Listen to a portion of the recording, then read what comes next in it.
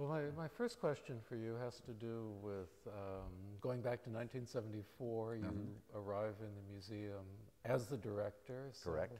You're starting to look at the collection with this new set of responsibilities in mind. And in addition to discovering some old friends, were there any surprises that you saw? Were there any secret treasures in the collection?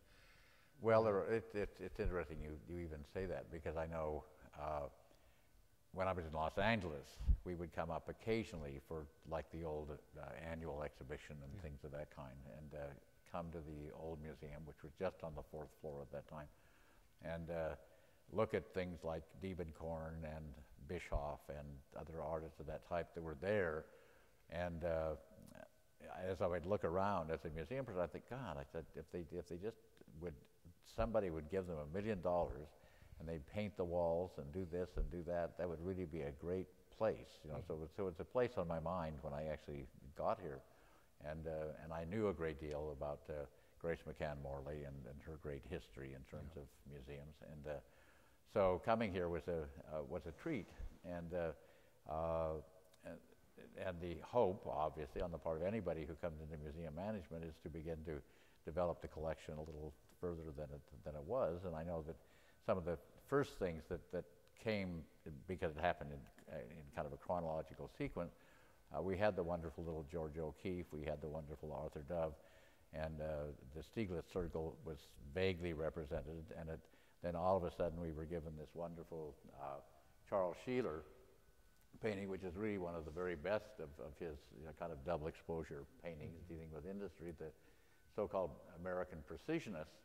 And so here we have this great painting standing kind of all by itself as a symbol, and I was in New York, and Ralston Crawford was still alive, and I went to his studio and spent some time and talked with him back and forth, and he agreed to sell us this painting for a very modest amount of money. So it gave us a little sense of this aspect of American art history, which was a very important one. It was in the in the 1930s. Other artists like Demuth and others, but dealing with the idea of industry as a positive thing, because it was in the middle of the Depression.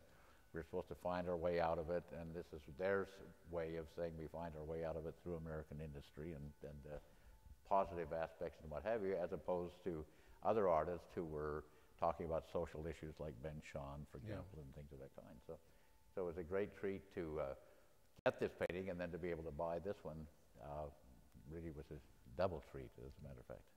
Were you interested in getting any of Sheeler's photographs? Well, the photography question is a very interesting one, because the San Francisco Museum under John Humphrey, who was not a great photo historian, but a very great amateur in that area, very few museums were interested in photography at all. The Museum of Modern Art in New York, of course, Chicago Art Institute, and the San Francisco Museum were about the only ones even thinking of photography as art at that time. But it was for us, and remained for us through Van Doren Koch's time, an independent area. Others, we didn't have Sheeler photographs, but and then Sheeler photographs became hideously expensive, as you know. So, but I would love to have had him. Yes, I love Rolling Power and the other great photographs that he did, because he was one of the innovators in that area.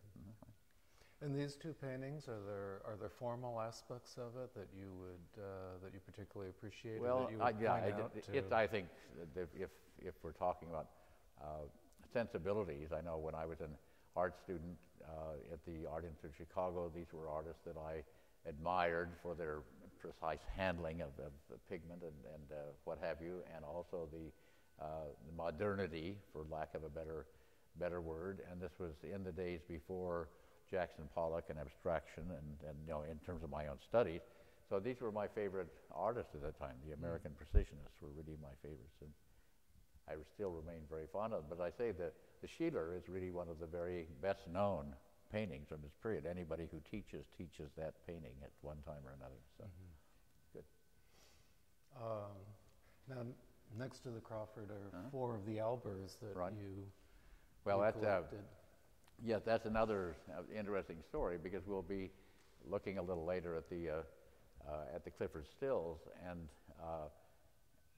in a broader educational sense, I thought, all right, if we have these paintings by Clifford Still that represent this abstract expressionist movement, this great splashy sensibility, then if we have the exact other end of the spectrum of that, Josef Albers working with his color theories and his color ideas, and very classic in terms of their form, then a person who's not very well informed about art can say, all right, that's art, and that's art, and there must be a million things in between that are art as well. You know, so it seemed a logical thing to have it. When I came here, we had two Albers paintings. We had one early one, which is not up right now, which was not a square on square, and another one. And during my lifetime, early in my career, I had written a lot about Josef Albers. Again, you can see that precisionist sensibility carried over into pure abstraction, and why I liked it.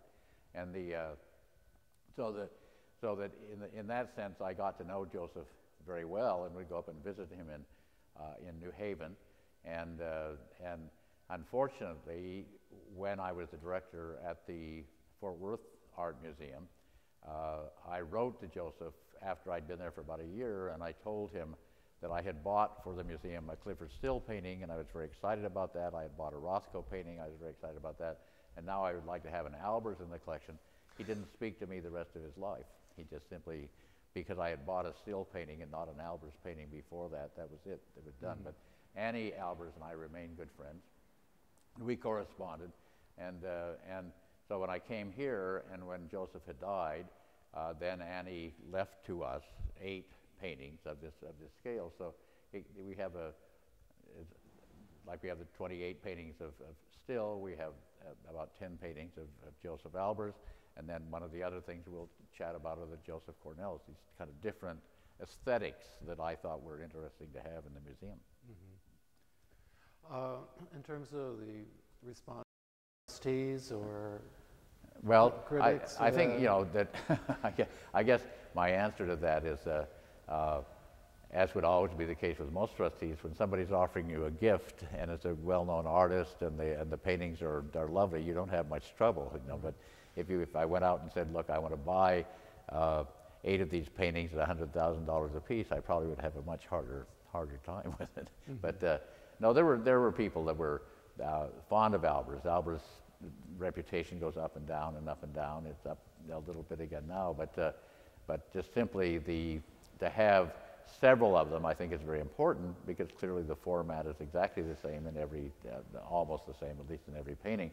But it's the gradation of color, the variations of color, and what have you, that makes each one unique and special in its own way. So it's a treat to have them. Yeah, I love the little gray one. That's always been one of my favorites. Yeah. So part of what you were trying to do was to disrupt an idea of modern art is this or modern art is that, or at the most, I guess I'd say at the most basic level, to recognize that the majority of people that come to museums don't have a broad, at least in America, don't have a broad art education. So something that, at least in their mind, says, all right, the museum thinks this is art, and they also think that that is art. So let's see what else there might be, kind of an inquisitive thing. Okay. And one of your predecessors, George Culler, had a very clear, articulated idea that the most important goal of the museum should be to document the School of Paris, School of New York, kind of trajectory. Well, but that's always a big issue, because from the beginning, obviously, with Grace McCann Morley, for a period of time, she challenged, you know, Alfred Barr and the Museum of Modern Art. She did the first Clifford Still exhibition, the first Jackson Pollock exhibition.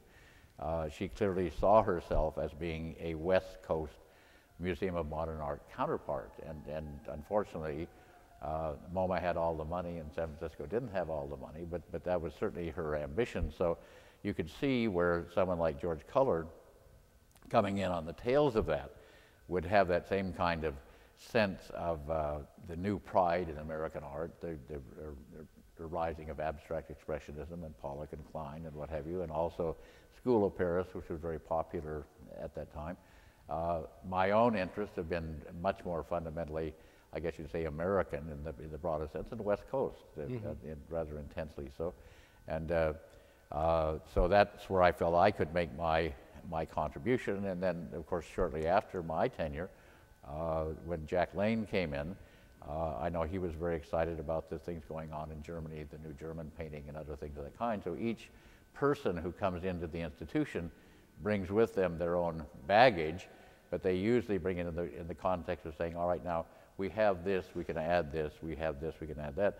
So museums that have multiple directors really in the long run get a better cross-section, I guess you'd say, of what would be art history, because we all approach it differently. Yeah. Right. Since you spoke of your focus on West Coast art, let's talk about this Merrill. The nude Merrill. Well, let's pause for a minute. I wanted to just ask, maybe you could restate that. Did you say one of these is your favorite? the little gray one up in the. We don't even have to have it. Would you just say why that's your favorite, just for the sound? You don't have to. That's all right. It's a better angle. Okay, good. You mean you want me to say that? Yeah. Stand by it, you mean? This is my favorite. No. Just Because they won't hear me asking the question. all right. Out of the 10 Albert paintings, this little one for some reason has always been my favorite, and obviously other people would pick other ones based on their own color sensibility. But that just always has a kind of wonderful kind of softness, and each of the shapes seems to float in a three-dimensional space. It's really, I always enjoy looking at it. Okay. So back to Knud Merrill, whose work I like a lot, but I didn't think anybody outside of Los Angeles had ever heard of him. Well, I was pleased, in fact, to come into the museum and see it on the wall, because it is one of his more unique pieces. Knud Merrill was a Dane who came over to the United States prior to World War II, when a lot of expatriates came here. He was painting in Los Angeles, and he's best known for a series of paintings that we call flux paintings. And the flux paintings essentially were early Jackson Pollock. It meant that he had a canvas or had a piece of cardboard and poured paint on it and dripped and spilled and so forth and so on. And people have speculated ever since that time, well, did Pollock see those paintings by Knud Merrill? He was right popular at the time. And is that how Pollock got the idea of doing drip paintings from these things? It's a nice thing to speculate about. But the thing I've liked about Knud Merrill, when I was first in school in Chicago, one of the first exhibitions that I saw of really modern and contemporary art was the Ahrensburg collection, the great Ahrensburg collection, which was built in Los Angeles. And along with Miro and Klee and Picasso and Brock and De Chirico and endless wonderful things, there was a Knud Merrill in the collection. And I thought that was always so strange that here's this funny little offbeat, Danish-American artist that was there. And it was a piece like this one, which is obviously much more constructivist, but constructivist and surreal all at the same time, with its funny relationship to Mondrian and the purists, but also the kind of surrealist phallic symbols and the other things that are there. So it's nice to see him remembered. It's a treat. Okay. Maybe we should go around the corner to. Yep.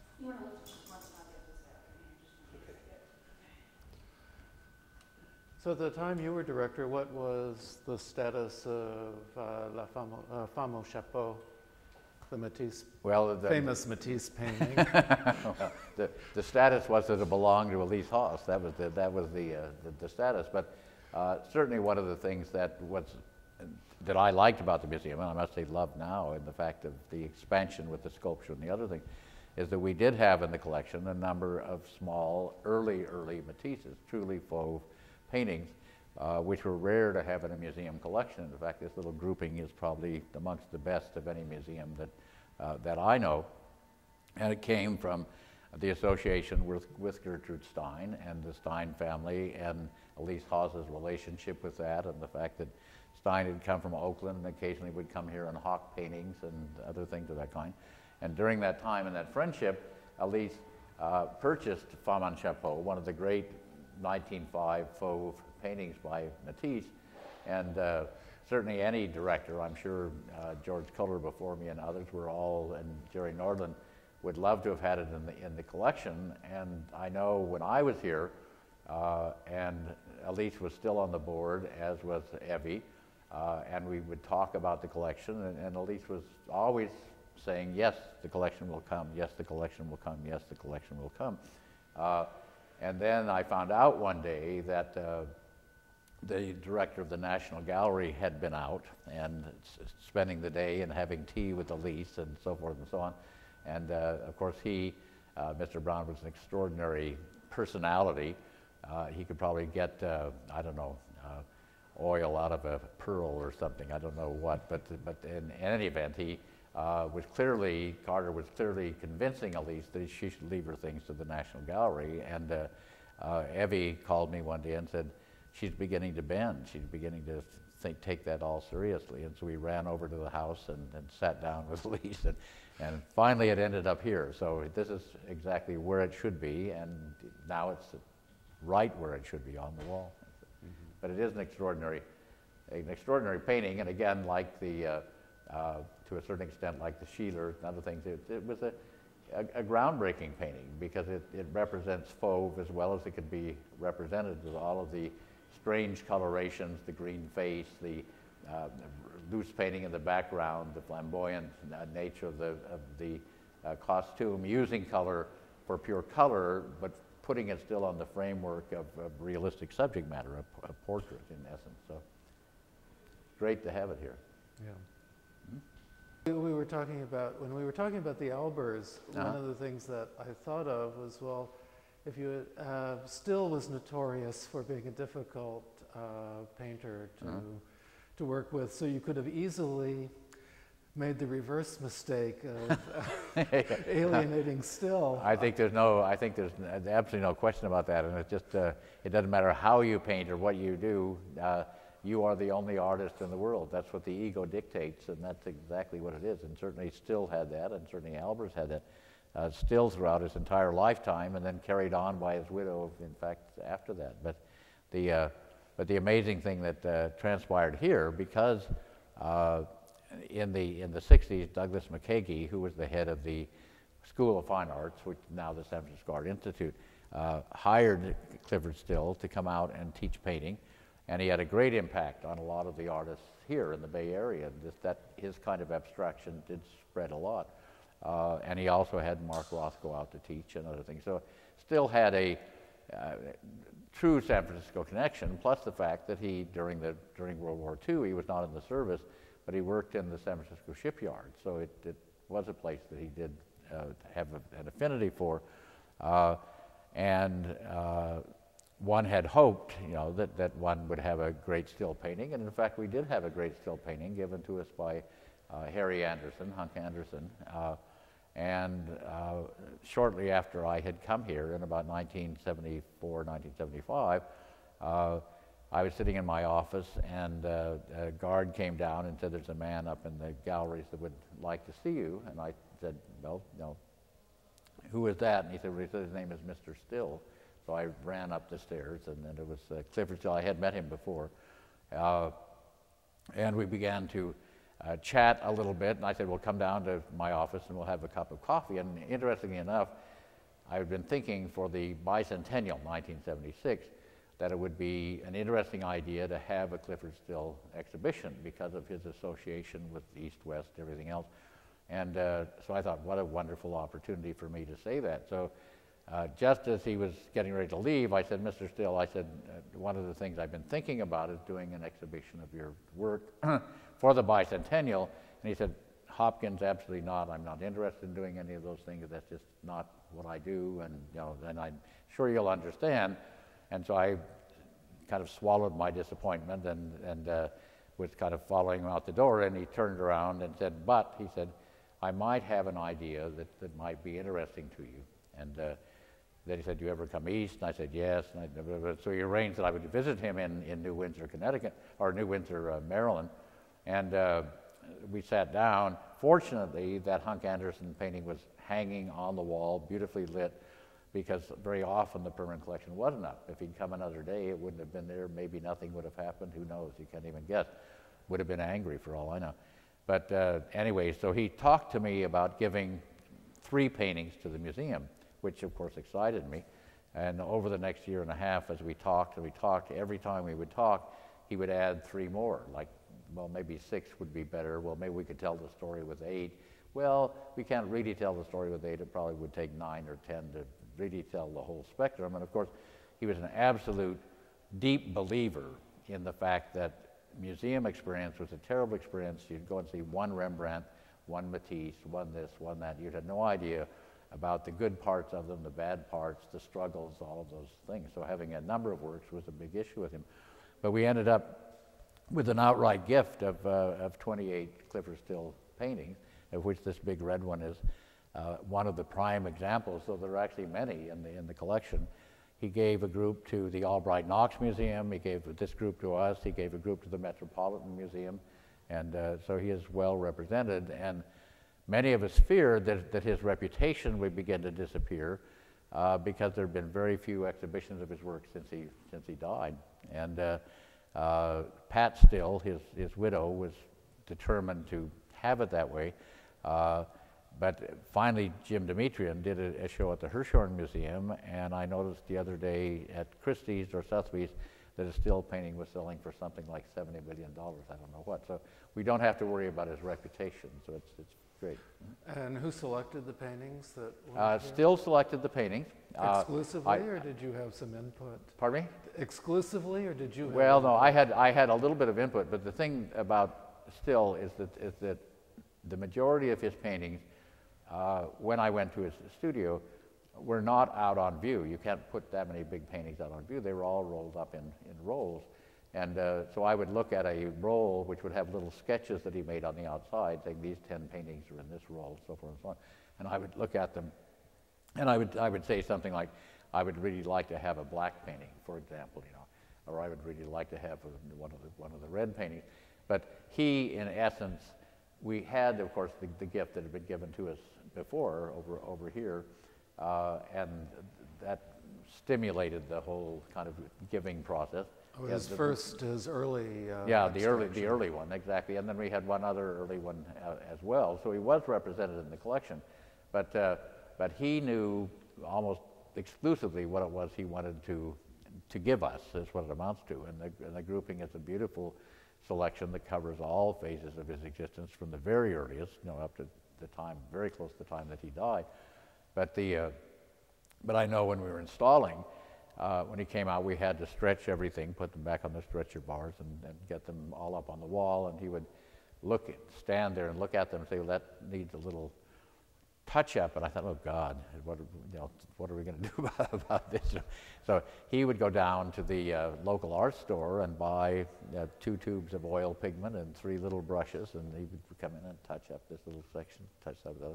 And I would sit there with my head in my hands, hoping that the conservator wouldn't see all of this activity, you know.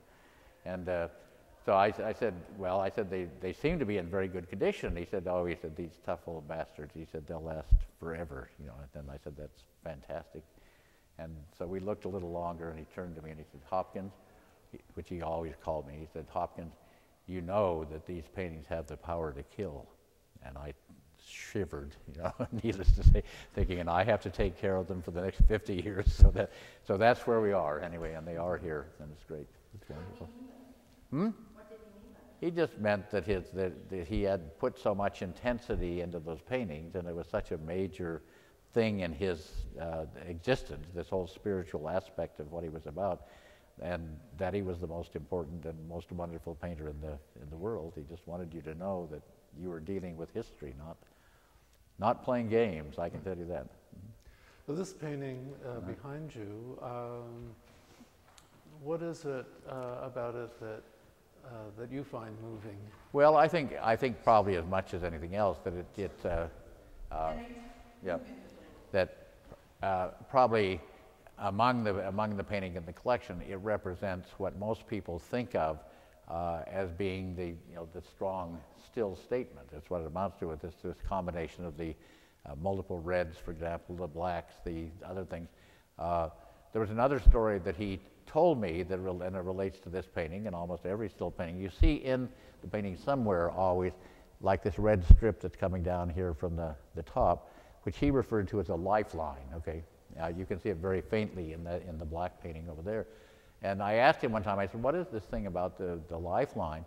And he said, well, when I was a little kid up in Canada, when my father was farming on very, very bad land, they were digging a well, and they dug this well down, 20, 30 feet, something like that, and they needed to get somebody down there to see if they've gotten as far as the water, if there's water in there. So they tied a rope around my ankle and dropped me down the well slot, head first, so I could reach down and see if there was water down at the bottom. And they pulled me out, and he said it was such a traumatic experience that it remained with me all of my life. So whenever I see that Lifeline, I think of Clifford hanging by his ankles down the well. But just the intensity of the reds, the multiplicity of the color, the thinness of one part and the thickness of another part. People are always associating them with landscape, which he never liked. He always said, absolutely not. He said, it's what I feel, it's what I sense, it's what I am, and so you simply have to accept that. But it's a good one.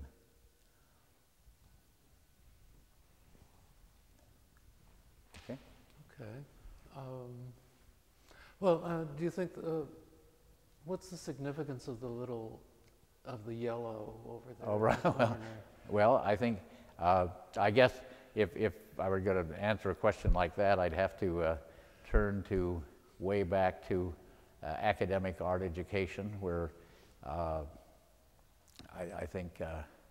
Well, I'll tell you a story which relates in my mind.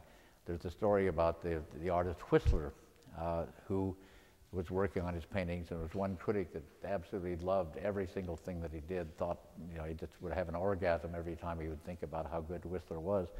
And he came to Whistler's studio one day when Whistler was there with friends, and the critic saw his new painting on the easel, and he looked at it and thought, oh my God, he said, perfect, absolutely, you could not do one single thing that would make that painting any better, just it's absolutely gorgeous. And Whistler went over to his palette and put his brush in a little bit of red paint and came over and touched right in the corner of an eye, and the critic practically fell over with exultation and thought, you did it, it's incredible.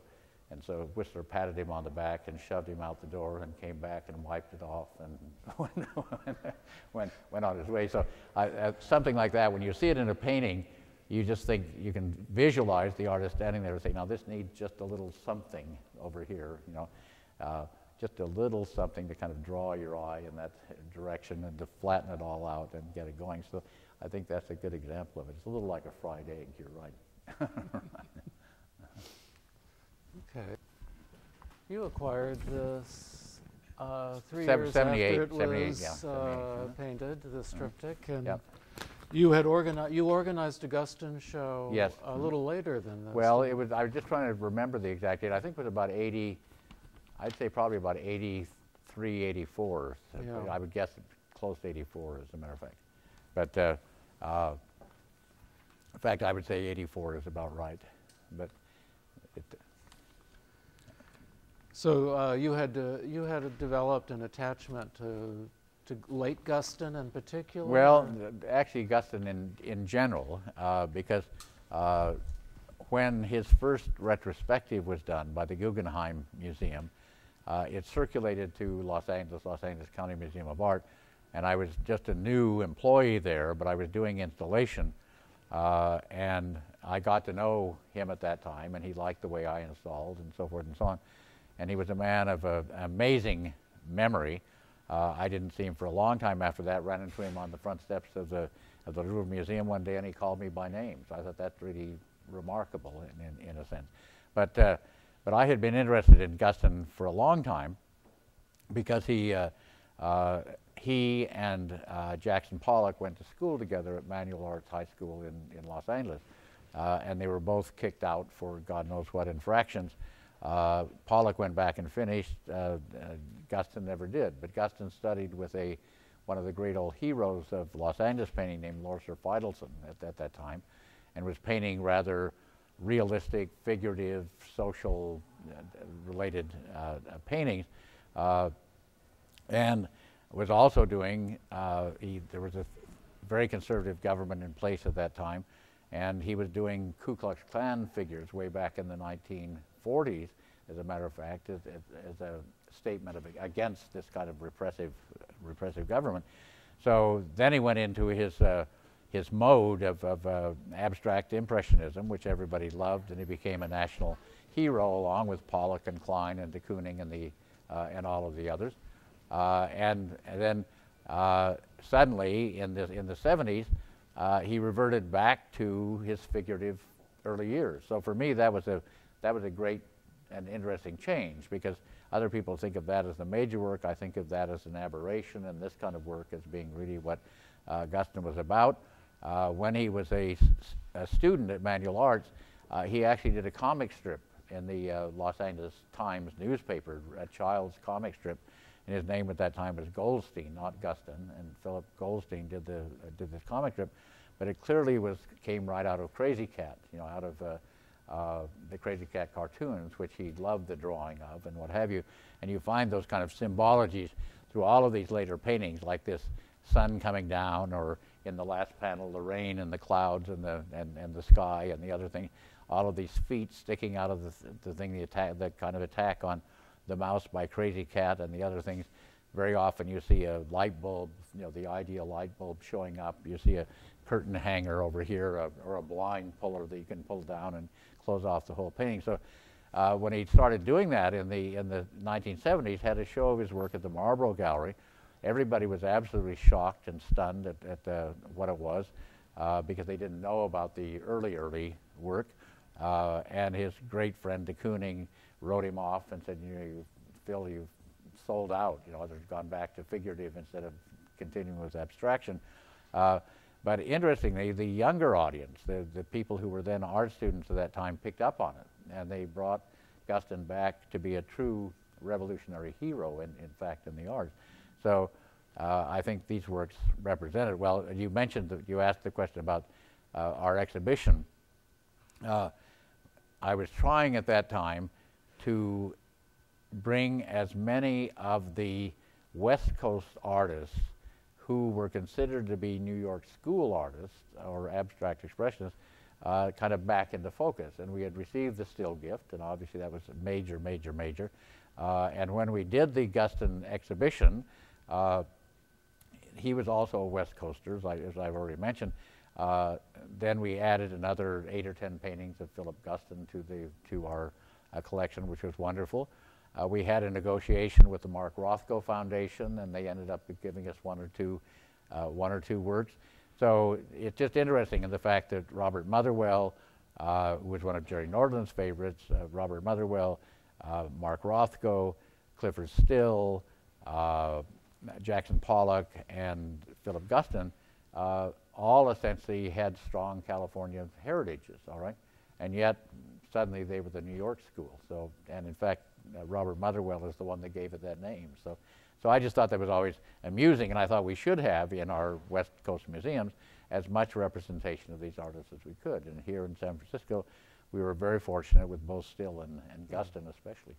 Given, that every artist, particularly in that generation, is very much of an individual, how do you define what a West Coast sensibility might be and its effect on the work? Well, actually, it's very interesting you say that, because I've always thought that Northern California painting, primarily without getting into sculpture and other aspects of that, did borrow a great deal from a number of painters at the turn of the century, the Oakland Six and other people of that kind, with rather heavy impasto and thick pigment and rich pigment, and you had this natural landscapic environment that was there, and that continued into abstraction with influence by Still, for example, and Gustin, who's obviously his paint application is really remarkable in that sense.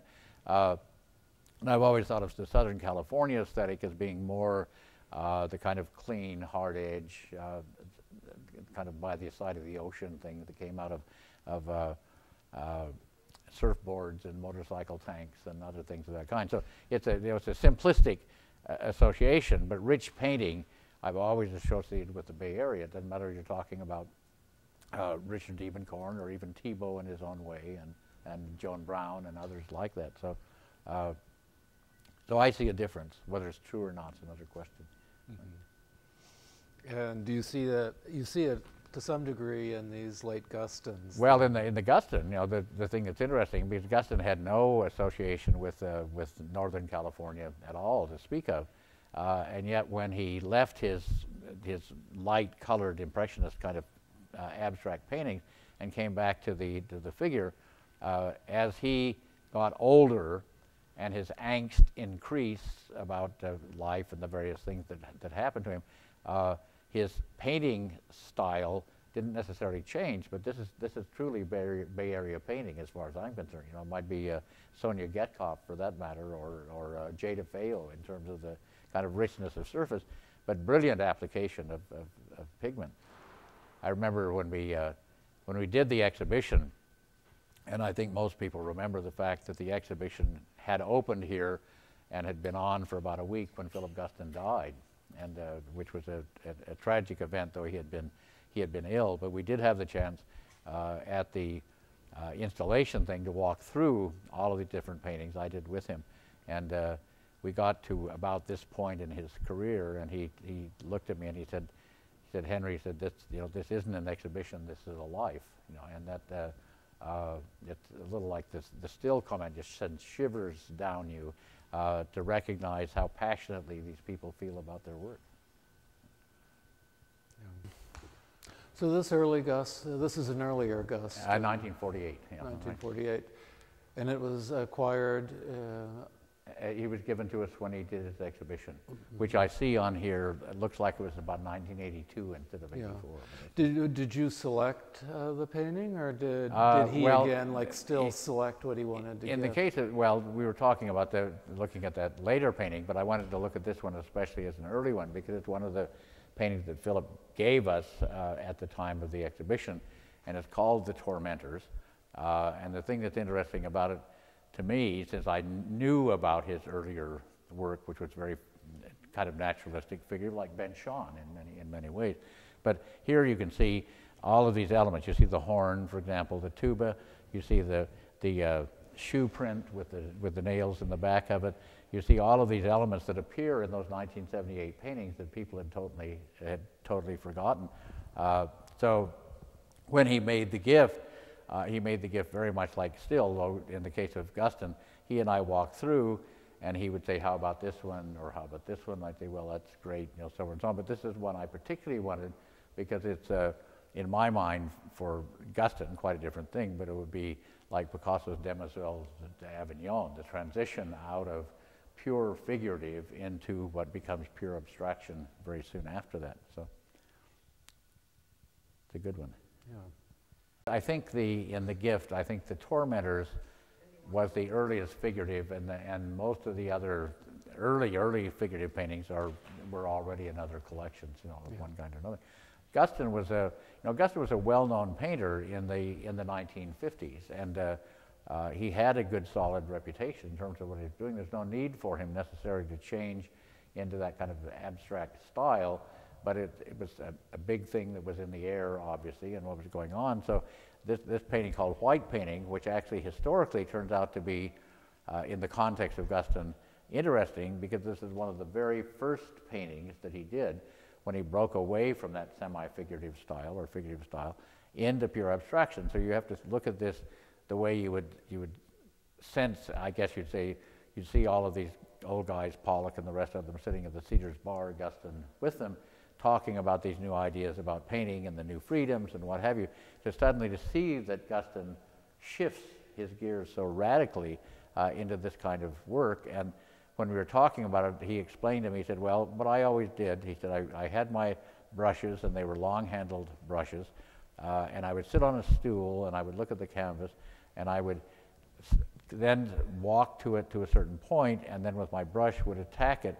Says you see everything as a kind of a centralized image that gradually spreads out toward the periphery, the way your vision works in terms of focusing in a certain area and then letting it spread out beyond that.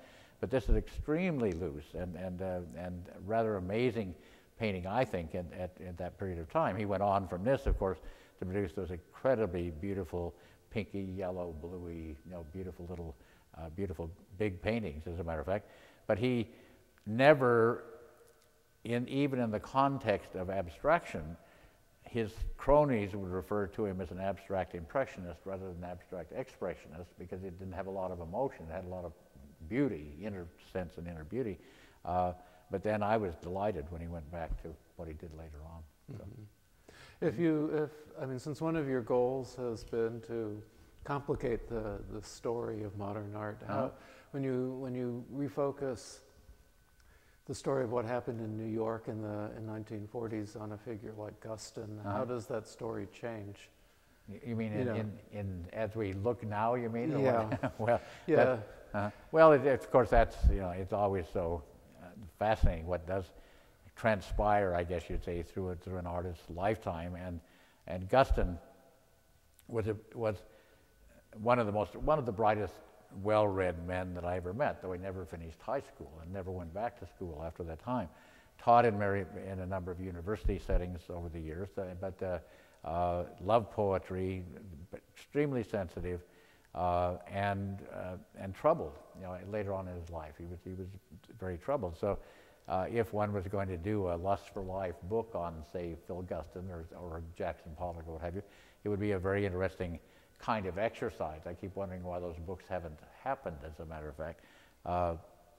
But in rewriting history, I think when it gets to what comes down in the textbooks, I think what's going to come down in the textbooks for Agustin is the late work, not the early work. Mm-hmm. Yeah. Tell us about why this Klein is so appealing to you. Well, it's appealing for the Klein is appealing to me for two or three different reasons. One, the fact that we have it in the collection, which is great, because on the West Coast, we simply did not have the opportunity to buy the full spectrum of abstract expressionist artists at the time, and the prices had gotten to a point where it was impossible for us to buy, so we had to rely on gifts. This painting was in the collection of Frank Hamilton and Mason Wells, well-known figures in San Francisco, and in fact Frank was on the board of the museum for a long, long period of time. And it was always a painting that I had hoped would come into the collection and kind of lusted for because we had the great early Pollock, now we had the Stills, then we had the Agustins. Klein had no association with the West Coast as such, but this was a very good example of what he was doing. The apocryphal story is that when he first showed these paintings to a group of his friends at the Sears Bar or wherever, on a slide projector, they were only kind of telephone book size. They were small, and when he projected them on the wall, he realized what an impact they had. This kind of structural steel situation that was going on, so that's what kind of kicked him off in that direction. But I've just always thought this was one of the better examples of pure physical abstract expressionism of a type different than Still, different than Agustin, because of its intensity and anxiety and angularity, and primarily black and white. Though people think of it as black and white, but you can see a lot of color floating in, the blue and the green and the other things that are there. So it's not as simplistic as one might think. Do you know how they acquired it? Hmm? Do you know how they acquired it? I don't know how they acquired it. They were both Mason Wells and Frank Hamilton were painters, okay, and quite good painters, as a matter of fact. But they didn't show that much. They were well-to-do. They didn't, it was not a big issue, kind of one way or the other. But they did acquire a number of fine objects for their own personal appreciation and collection. So I don't really know how it got into their hands, but I was delighted that it came onto the museum locally. So it's good. Or the blue and the green, is that unusual for Klein?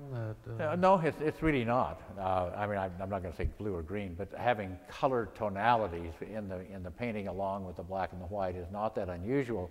And in fact, as he, we were talking before a little bit about the kind of trauma of being an artist at that time. You have to remember that all of these guys probably didn't have a dime in their pocket till they were 50 years old, okay? And then suddenly the critics and the other things all got on what they were doing and became very exciting, and they began to live the high life. And then they all got caught in many of them anyway, got caught in a situation where they had to keep producing the same thing that they'd been producing because that's what people wanted, and they couldn't move on and they couldn't change, and yet they wanted to change. And in Clyde's case, it was a matter of adding color. And toward the end of his life, in fact, the paintings got quite colorful before he unfortunately died at an early age because of the condition I was just talking about. So bringing this in at this time, it would be interesting, as a matter of fact, to look at Clyde, not in reproduction in terms of the actual paintings, over an extended period of time, and see if, in fact, they started pure black and white and then color began to find its way into the painting. I suspect that may be true. I don't know. Here we have a painting by Joan Mitchell. Perhaps you could walk us through the painting. What is it about this painting? Well, again, I guess the answer is multiple. One has to do with the painting itself, but another one has to do with how the painting got here, and another one has to do with Joan Mitchell herself. Joan Mitchell was one of those women who was a painter at the time of the first wave of abstract expressionism, along with Lee Krasner and a little later Helen Frankenthaler, who essentially were kind of wiped out by virtue of the art scene being a very macho art scene at that time, and they weren't given the same kind of significance or the same kind of gallery treatment or other things like that. But Joan Mitchell was always a very good and solid painter in that arena of abstract expressionism. You know, very different than Clyde, very different than Rothko, very different than de Kooning. Purely expressive, but in a very different thing. You certainly couldn't call it feminist or a woman's painting. You wouldn't know, in my mind, you wouldn't know one way or the other. But actually, it's a painting that she gave to Sam Francis in exchange for one of his paintings at a time, and you can see kind of why that would be an affinity of interest. And then during my tenure here, Sam gave it to us as a painting, and at that moment in time, Mitchell's reputation had pretty much disappeared, I guess you would say. But now, just in this last 5, 6, 7 years, she's come very much back into prominence. Perhaps because of the feminist movement, but I think actually just because the paintings are strong enough to justify their existence. It's interesting looking at it, for example, in relationship to the Clyde, where you have that big kind of muscular angularity, and here you obviously have smaller brushes or whatever she's using to drag this pigment. It looks like palette knives, brushes, everything under the sun, but a big meshing of interactive colors and shapes and forms. And when you see a Joan Mitchell, you recognize it as Joan Mitchell. You know it's not somebody else. It has its own sense and character. And I guess one of the things that was so difficult for people when American painting made this transition from social realism into pure abstraction, we just didn't know how that happened. How could it have transpired? What was the thing that made that occur? But more than anything else, it clearly was a situation where a group of people would sit down, spend time together, recognize the fact that at that moment in time, nobody was buying American painting at all. They could do whatever they wanted to. It was a moment of absolute freedom. It's a little like the beginning of the Beat generation or later the hippie thing, but I think it was the interaction amongst them that just kept forcing this thing and pushing each other to go a little further, a little further, a little bit further. And now it's finally, of course, gained its ascendancy, which is great. But this is actually, in my mind, closer to the Agustin configuration, kind of working toward the center and moving out from the center, as opposed to these big muscle things of Clyde or the big sweep of color in the case of somebody like Still, or the smoothness of Rothko. Yeah. Now you said that you could look at this painting and know instantly that it was a Mitchell. So yeah. Perhaps you could explain what it is in the painting that identifies it to you as a Mitchell. Well, thank heaven. That's one of the wonderful things about art and painting. Some things simply are not explainable, and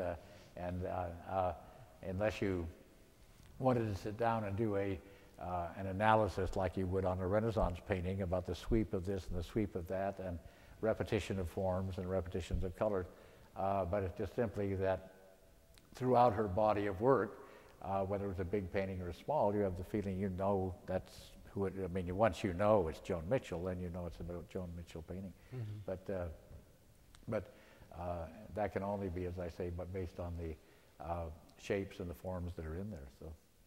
Now, when you were director, you were at the heyday of the feminist movement. Of course, you did the Judy Chicago show in '79. But were you also going out to collect some of the women abstract painters that you've mentioned today, Frankenthaler or Joan Brown or? Well, Frankenthaler, Frankenthaler is well represented in the collection. Her paintings are not now up on the wall, but fairly early on, in fact, before I got here, we had already purchased a nice Frankenthaler painting. Joan Brown, we were always supportive of Joan Brown, and Jada Feo, and Sonia Gekhoff, and the well-known women painters. I don't think that we gave much thought, except in a case like Judy Chicago, who clearly was an intensely feminist arbitrator, that we thought about it much in terms of male or female, because by the 1970s, 1980s, and certainly now in the 2000s, if you're going to make a list of the 100 most important artists, probably 50 of them would be women now. And that's a very different thing than it was back in the days of Joan Mitchell, for example, and other artists who were fighting for their right. And none of them really gained, including Lee Krasner, any degree of reputation until their male counterparts were all dead and gone. And then slowly, critics like Barbara Rose, women again, brought them out of the woodwork and brought them to our attention again. So. Were you also collecting Sam Francis at the? Well, Sam, we had we commissioned him to do a major 3-part painting that filled the whole end wall of the rotunda in the old museum. I don't know if it could even be installed here, as a matter of fact. It was very high and very flamboyant. And Phil Wattis, I know, bought it at that time. So I was delighted to have it, because when you go to a number of the European museums, you see a Sam Francis in a major location and looking great, but he was never quite as accepted here as he was there, because Sam, was born and raised in the Bay Area, lived a long time in Europe, then he lived a long time in Japan, ended his life in Santa Monica in Southern California. So he was kind of an artist without a residence, I guess is what it amounted to, which somehow does impact your viability. I don't know why that is. But I don't think the big painting has been up ever since they've moved to the new museums, to the best of my knowledge. Cornell's aesthetic, I mean, he has his historic importance, right, but in terms of his aesthetic, maybe you could talk a little bit about what it is that makes Cornell so special. Yeah. Well, I can, and in the sense of both how he's so special and therefore kind of special to me.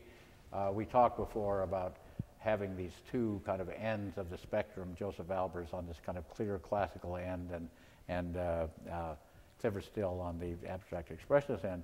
And I'd always admired Cornell's work wherever I saw it, and felt, okay, we really should have in the collection Cornell for two reasons. One, because one of the major California movements, Northern and Southern California, was of course assemblage with people like Bruce Conner up here, Ed Keenholz in the South, that came directly out of Cornell as a kind of a later version of that. So that association, and thirdly, the fact that it represented a kind of art totally different from the paintings of Still or the paintings of Albers, which is just another kind of foot on a stool, I guess you'd say, for somebody looking at art to say, well, that can be art, that can be art, that can be art, that can be art. But in this case, one of the rare cases, actually a purchase rather than a gift, we had the opportunity to meet with the Cornell Foundation just after Joseph died, and this little one, which has been shown in almost every possible Cornell exhibition, was available to us. We actually arranged to have, I don't remember exactly, but I think we got 6, if I'm not wrong, including the little sandbox over here. But it gives us a nice balance. You can see that I like the idea of collecting in depth, and I guess probably Still is the person who instilled that in me, saying that if you're going to look at an artist's work, you have to see more than one thing to get a certain feel and sensibility to it. But the aesthetic of Cornell is just simply this idea of a handheld object, an object that you have to look at from a foot or 2 feet away, that sets up this wonderful, fantastic, mysterious little world, different ones depending on what the situation was. So he's essentially a naive artist. He's essentially an untrained, untutored artist, as opposed to those that have gone through the academies and the schools, and found his own method of representation. So I just think they have a miraculous little poetic quality that I have always admired. And very theatrical, sort of contrary to what Greenberg and Michael Fried. Very contrary. Yes, you wouldn't catch them dealing with that as an issue. I'm sure you get them looking and enjoying, but he has I guess I would also have to say that for some strange reason, Cornell has a big following on the West Coast. I don't know how that all happened. There have not been all that many shows of Cornell, but nonetheless, a lot of people truly do like the work. You know. Yeah. Now that's a little beauty. I was really happy to be able to get that one. And again, did you choose the ones that you? Yeah, I did choose the ones. Yeah, I did have a chance to choose the one, and so that was very good. And that one, in fact, this one is it's a nice combination. The window facade is such a different one. That's game playing, turn of the century, wonderful things out of illustration, and this is all has to do with the geometrics of the window plus your reflection in it, and which is an old Rauschenberg trick of using mirrors that says, all right, it'll never date itself in time because whoever's looking at it will represent that given moment that is right there, and so there you have it on the facade. In terms of presentation, oftentimes I think more typically I see a wall of Cornell, so right. There'll be a dozen boxes. Yeah, right, right. And so the individual works in some ways are subsumed into a larger sense. I think that does happen, and as I say, it's not too often you get a lot together. There are 2 or 3 very good collections of Cornell, in terms of numbers and quality and everything else. But it is true that you can, when you are surrounded by them, you can feel the aura rather than the individual work. I think that's absolutely true. But these are enough different, I think, where you have to spend some time with them. Yeah. So perhaps we end today with School of Paris. It looks like it. It looks like it.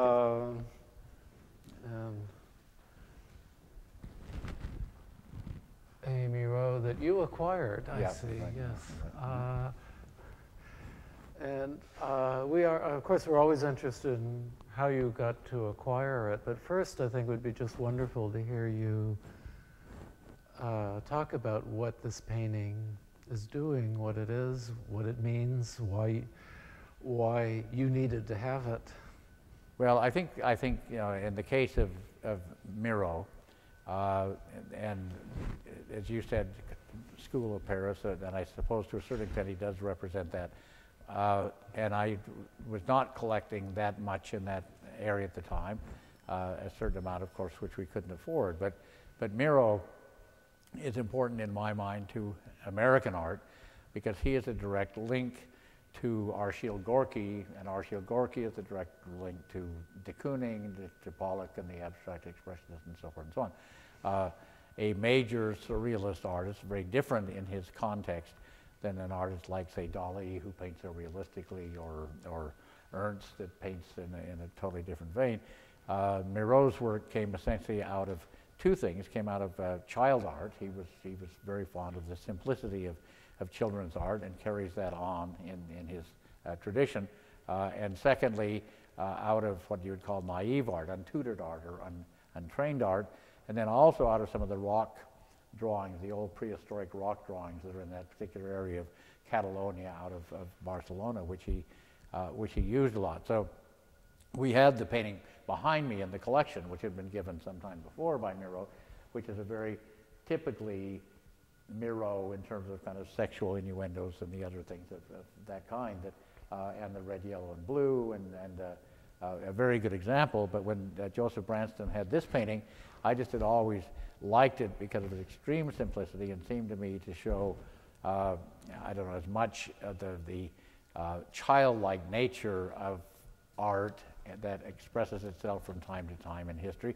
So you have this kind of little, almost like a balloon floating up from a lead weight, holding it down, and this definition of a room chamber, and then his favorite little symbol up here of a planetary movement, kind of a sun and the moon, all at the same time. So when Joseph suggested that he give it, I was absolutely delighted, because we can always use more of these great artists, that were here. We didn't have a lot of Miro, so that was fantastic. Yeah. Do you see Miro having an influence on West Coast modern art? Well, yeah, I do. As I say, if you take the chain and say, all right, Miro influenced Gorky influenced all of these East Coast artists, but also people who were influenced by Gorky came to the West Coast and did teach in these different areas. And I think you could make an association fairly between the group that used to be called Dynaton, for example, up here, Gordon Onslow Ford and Lee Mulligan and others, at having a Miro-esque kind of sensibility as opposed to some of the other things that went on. And in Southern California, a number of people who were influenced. Yeah. I think so. Now, when you came to this museum, you had the idea that this was going to be the modern contemporary art museum for the West Coast, right? Yes, of course. I always have that feeling wherever you are. But it really was going to reflect a West Coast sensibility, a Western U.S. sensibility of the modern art tradition. Well, essentially that is correct. As I said, my emphasis and interest was fundamentally American, and certainly related to the West Coast in terms of exhibitions that we did and many of the things that we acquired, in fact, for the collection, a number of which are not up at the present time. Yeah.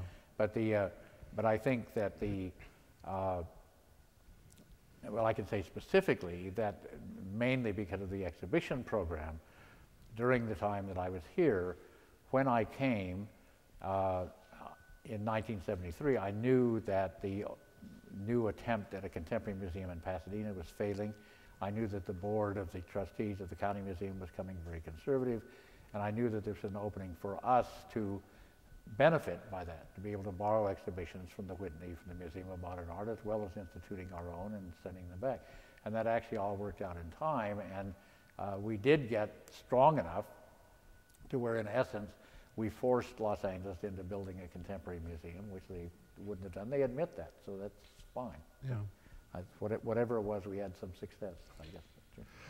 As you came back, well, you didn't come back to the Bay Area, right? You settled into the Bay Area. Of course, you knew you knew many of the artists who were living up here, but as you settled in the 70s and 80s, how did you evaluate the contemporary art scene as it had developed here in the Bay Area? Here in the Bay Area. Well, obviously, that it's a very interesting story from any perspective, but in my perspective, because.